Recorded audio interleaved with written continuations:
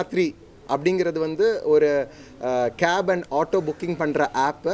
இன்றைக்கி வந்து ஒரு மிக சந்தோஷமான நாள். ஏன்னா எல்லா சங்கங்களில் இருந்து கேப் அண்ட் டாக்ஸி சங்கங்களில் இருந்து இதுக்கு ஆதரவு கொடுத்து இன்றைக்கி எல்லோரும் ஒன்று கூடியிருக்கோம். இது வந்து சென்னை மாநகரத்துக்கு ஒரு மிகப்பெரிய ஒரு இம்ப்ரூவ்மெண்ட்டை கொடுக்கும். ப்ளஸ் சென்னைக்கு அடுத்தபடியாக எல்லா நகரங்களுக்கும் எல்லா இடங்களுக்கும் தமிழ்நாட்டில் கொடுக்குறதா இருக்கும். இதனுடைய சிறப்பு என்னென்னா லைஃப் டைம் ஜீரோ கமிஷன். அதாவது வந்து கஸ்டமர் பே பண்ணுற என்டையர் அமௌண்ட் வந்து டிரைவர்ஸ்க்கு போய் சேரும். டைரக்ட் டு டிரைவர் மாடல்னு சொல்லுவோம். இது வந்து 100% ஓப்பன், அதாவது ஓஎன்டிசி ஓப்பன் நெட்வொர்க்கில் இருக்குது. எல்லா டேட்டாவும் ஓப்பனாக இருக்கும். ப்ரைஸ் எல்லாமே டிரான்ஸ்பேரண்ட்டாக இருக்கும். என்டையர் சாஃப்ட்வேரே ஓப்பன் சோர்ஸில் எழுதியிருக்கோம். ஸோ அதனால இது வந்து ரொம்ப சிறந்தது. நம்முடைய நாட்டில் டிஜிட்டல் புரட்சி என்கின்ற முறையில் கடந்த 10 வருடங்களில் பல்வேறு துறையில் தொழில்நுட்பங்கள் முன்னேறி வந்தாலும் கூட ஓட்டுநர்களது வாழ்க்கையில் இந்த டிஜிட்டல் புரட்சி என்பது வந்ததா என்பது அநேகமாக கேள்விக்குறிதான். அந்த விதத்தில் நம்ம யாத்திரை அந்த புரட்சியையும் செய்வதற்கு டிஜிட்டல் வித் டிரைவர்ஸ், அநேகமாக அது சொன்னது அதுதான் மெசேஜாக, ஒரே ஒரு பாயிண்டாக நான் பார்க்குறேன். இது உண்மையிலேயே என்னென்னா, இப்போ நம்ம தொழிற்சங்கங்கள் பல்வேறு விஷயங்களை வலியுறுத்திட்டே இருக்கிறோம். மிகப்பெரிய நிறுவனங்கள் தொழிலை பாதுகாக்கிற அளவிற்கு தொழிலாளிகளை பாதுகாக்கிறார்களா அல்லது அவர்களது பிரச்சனைகளை கவனிக்கிறார்களா என்றால் அநேகமாக 90% இல்லை என்ற முறையில் தான் இருந்து வந்தது. ஏனென்றால் அந்த புதிய டெக்னாலஜி வந்து சாதாரண உழைப்பாளிக்கு கிடைப்பதில் பல்வேறு பிரச்சனைகள் இருந்தது. அதை உடைத்து இன்று நம்ம யாத்திரை சாதாரண தொழிலாளிகளுக்கும் நம்மை போன்ற ஓட்டுநர்கள் அனைவருக்குமே ஒரு நல்ல ஒரு திட்டத்தை இவர்கள் வகுத்து கொடுத்திருக்கிறார்கள்.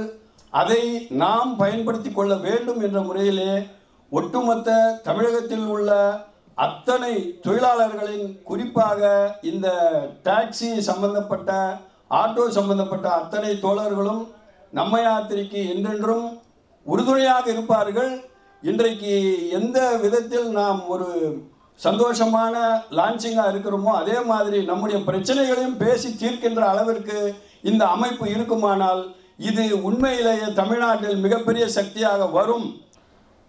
ஒரு நிறுவனம், எத்தனையோ நிறுவனங்கள் போட்டி நிறுவனங்களாக தொழிலில் வந்து அவர்களுக்குள் இருக்கக்கூடிய போட்டியில் யார் முந்த வேண்டும் என்கின்ற எண்ணத்தில் அல்லாமல் இது சேவையிலும் இருக்க வேண்டும், உண்மையிலே சேவை சார்ந்தும் இருக்க வேண்டும் என்று நம்ம யாத்திரை நிறுவனம் நிரூபித்திருக்கிறது. எப்படி என்றால், இன்றைக்கு பல்வேறு போராட்டங்களை இந்த ஆட்டோ கால் டாக்ஸி தொழிலாளர்கள் வந்து பார்த்தீங்கன்னா, ஊடகவியலாளர் இருக்கீங்க, உங்களுக்கு தெரியும், பல்வேறு போராட்டங்களை இங்கே எல்லாரும் நடத்தியிருக்கோம். ஓட்டுநர்கள், தொழிற்சங்கங்கள், கூட்டமைப்புகள் அப்படின்னு பல்வேறு போராட்டங்கள் நடத்தியிருக்கோம். பல்வேறு கோரிக்கைகளை வைத்திருக்கோம்.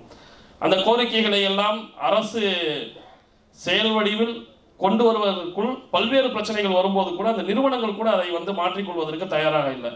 குறிப்பாக சொல்லணும் அப்படின்னா, இன்னைக்கு கேப் ஃபீல்டில் இருக்கக்கூடிய அனைத்து நிறுவனங்களும் கமிஷன் மிகப்பெரிய பிரச்சனை. இன்னைக்கு டிரைவர்ஸ் வந்து வாடிக்கையாளர்கள்ட்ட எக்ஸ்ட்ரா காசு வாங்குறாங்க, இல்லை இந்த மாதிரியான பிரச்சனைலாம் இருக்குது அப்படின்னா அதுக்கு முக்கியமான காரணம் பார்த்தீங்கன்னா, எங்களுக்கு வந்து ஓட்டக்கூடியதில் பெரும்பாலும் கமிஷனாக போகுது அப்படின்னு இந்த நிறுவனங்கள்கிட்டயே இன்றைக்கு நேற்று இல்லை ஒரு 6 ஆண்டு காலமாக இந்த கமிஷனை குறைக்கணும் அப்படின்றத, இன்னைக்கு வாங்கக்கூடிய வாடகை என்பது சரியாக தான் இருக்குது, அதில் கமிஷன் அப்படின்றது பெரும்பகுதியாக போயிடுது அப்படின்றத நாங்கள் வந்து வலியுறுத்திக்கிட்டே இருந்தோம். அந்த நிறுவனங்கள் யாருமே செவிமடுக்கலை. நம்ம யாத்திரையை லான்ச் பண்ணதுக்கப்புறம் பார்த்தீங்கன்னா, ஆட்டோக்கு வந்து அக்டோபர் 1 வரைக்கும் ஃப்ரீ கொடுத்துருக்குறாங்க. இன்னைக்கு கேப் லான்ச் பண்ணுறாங்க, ஆட்டோக்கு ஃப்ரீ கொடுத்துருக்குறாங்க.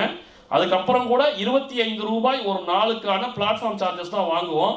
அதை மாற்றுவதாக இருந்தால் கூட ஓட்டுநர்களிடமோ தொழிற்சங்கங்களிடமோ கருத்துக்களை கேட்ட பின்பு அதை மாற்றக்கூடிய தேவை ஏற்படின்னு மாற்றுவோம். நம்ம யாத்திரை லான்ச் பண்ணதுக்கப்புறம் பார்த்தீங்கன்னா, சென்னையில் இருக்கக்கூடிய பெரும்பான்மையான அக்ரிகேட்டர்ஸ் நிறுவனங்கள் இத்தனை ஆண்டுகளாக நம்ம கேட்டது எல்லாத்தையுமே என்ன பண்ணியிருக்காங்கன்னா ஆட்டோக்கு மாற்றிருக்காங்க. இன்னைக்கு ஒரு சில நிறுவனங்கள் 9 ரூபா பிளாட்ஃபார்ம் ஃபீஸ்க்கு வந்திருக்காங்க. ஒரு நாளைக்கு 9 ரூபா தான். ஒரு ட்ரிப்புக்கு 20 ரூபா 30 ரூபா எடுத்துக்கிட்டு இருந்தாங்க, இன்னைக்கு ஒரு நாளைக்கு 9 ரூபா எடுக்கிறாங்க. ஒரு ட்ரிப்புக்கு இன்னைக்கு வெறும் 5 ரூபா தான் எடுக்கிறோம், எங்கள்கிட்ட ஆட்டோ ஓட்டுங்கன்னு கேட்குறாங்க. ஒரு சிலர் 19 ரூபா தான் எடுக்கிறாங்க. அப்போ இதை மாற்ற முடியும் அப்படின்னா இந்த கேப் செக்டார்லையும் நம்ம யாத்திரையினால மிகப்பெரிய சக்ஸஸை கொண்டு வர முடியும். அதற்கான வாழ்த்துக்களை தெரியப்படுத்திக் கொள்கிறோம் முதல்ல நம்ம யாத்திரைக்கு. அதே போன்று ஓட்டுநர்களுடைய சப்போர்ட்டும் மிகப்பெரிய அளவில் இருக்கும். ஏன்னா அக்டோபர் ஃபர்ஸ்ட் வீக் வரைக்கும் ஒரு ஃப்ரீ தான் சொல்லியிருக்காங்க. அதுக்கப்புறம் ஒரு நாளைக்கான பிளாட்ஃபார்ம் ஃபீஸ் 45 rupees அப்படின்றத சொல்லியிருக்கிறாங்க. இதை எல்லாமே எங்களுக்கும் மின்னஞ்சல் வாயிலாக அதிகாரப்பூர்வ அறிவிப்பாக இந்த லான்ச் முடியும் போது எங்களுக்கு கொடுக்குறேன்னு இருக்கிறாங்க.